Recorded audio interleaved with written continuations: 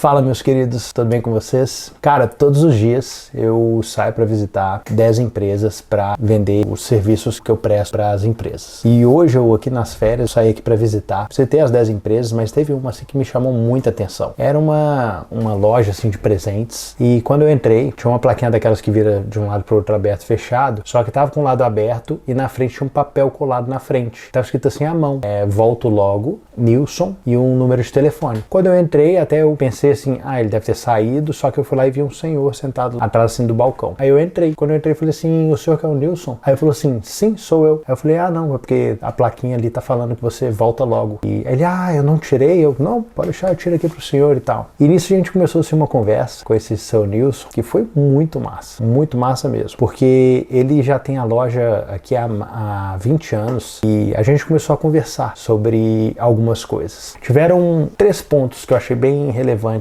nesse meu contato assim com o seu Nilson. O primeiro foi em relação a uma frase que ele falou, enquanto ele estava me contando um caso de quando ele mandou podarem as árvores que ele tinha na casa dele. Foi quando ele contou que ele chegou a ter 6 lojas e ele reduziu, ele chegou a fechar as outras 5 para manter só uma empresa. E por que ele fez esse movimento de fechar as outras empresas? Ele contratou um cara para fazer uma limpeza no jardim dele e quando ele contratou esse cara, era um profissional, ele cortou muito essas árvores que eram bonitas. E quando ele cortou muito, ele falou assim, cara, o que você tá fazendo com as minhas árvores e tudo? Aí ele falou assim, seu Nilson, não, cara, tem que cortar para que elas cresçam com força. E quando ele viu isso, falou assim, ele falou, cara, até a árvore tem que cortar para crescer com força. O que ele fez? Ele tinha 6 lojas, ele fechou as 5 delas, ficou somente com uma, vendeu imóveis que ele tinha, quitar dívidas que estavam sufocando ele ali e ficou somente com uma loja, sabe? E ele falou, não, beleza, vou focar só em uma empresa. Vou focar aqui, para crescer com força eu vou podar as outras que têm consumido. E eram 6 lojas em ramos diferentes e ele falou assim, não, vou focar só em uma.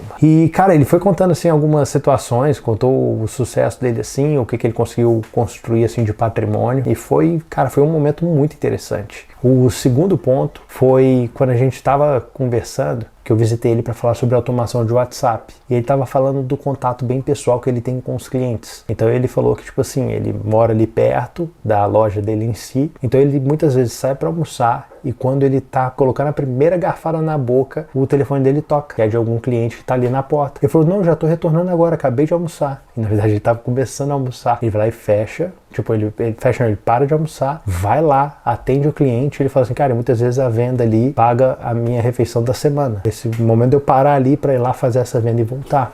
Terceira coisa que me chamou a atenção numa frase que ele falou foi quando a gente estava falando sobre a plaquinha, que a plaquinha que ele escreveu era à mão e ele colava assim. Ele tava com a loja dele numa região nobre daqui, só que ele falou assim, cara, eu deixo aqui a plaquinha à mão porque quanto mais simples eu deixo aqui a experiência do cliente, o que a pessoa remete? Fala assim, eu vou comprar ali porque ali tem um preço melhor. Ali é mais simples. Ali ele chegou a usar a expressão, falou assim, cara, quando você vai em uma boutique que tem aquelas coisas chiques, você vê que são caras, você já rapidamente associa de que os preços ali são caros. Ele falou assim, não, eu faço ali a mão para ter um contato mais pessoal e para que as pessoas não coloquem que o meu valor é alto. E, cara, é muito interessante ver esses cenários, sabe? De muitas vezes pessoas que querem conquistar o mundo inteiro, querem que a empresa deles se torne uma multinacional e atinjam todas as nações da Terra e tá ali o seu Nilson com uma lojinha só e falando, cara, é isso que eu faço, eu saio no Natal, fica aqui aberto até mais tarde, faço as vendas aqui, depois só vou para fazer a ceia com a minha família, na virada do ano novo, no dia 1º, eu passo ali a virada do ano, mas no dia de manhã cedo eu venho para cá, abro a loja de manhã cedo e abro da mesma forma, porque eu não posso perder os dias que tem mais movimento aqui na região. E comparar esses 2 cenários é muito interessante. Pessoas que projetam alcançar ali o mundo, transformar suas empresas em multinacionais, transformar suas empresas em sei lá, uma empresa para abrir capital na bolsa e o seu Nilson ali,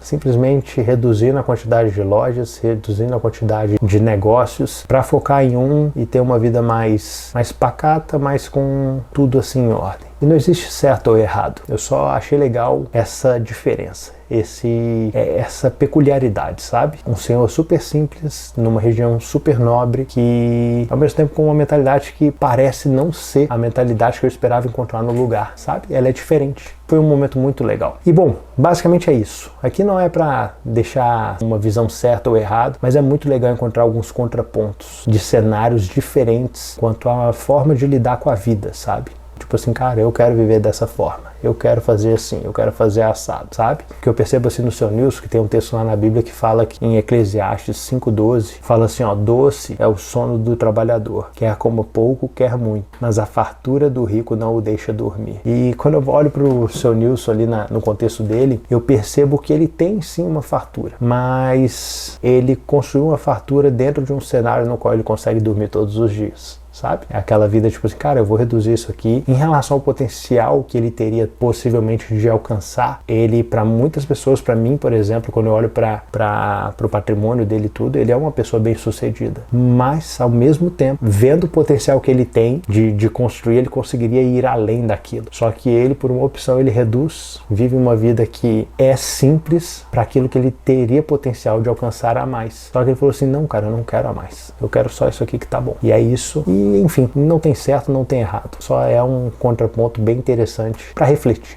Beleza? Mas é isso. Acho que é isso que tem para hoje. Um grande abraço.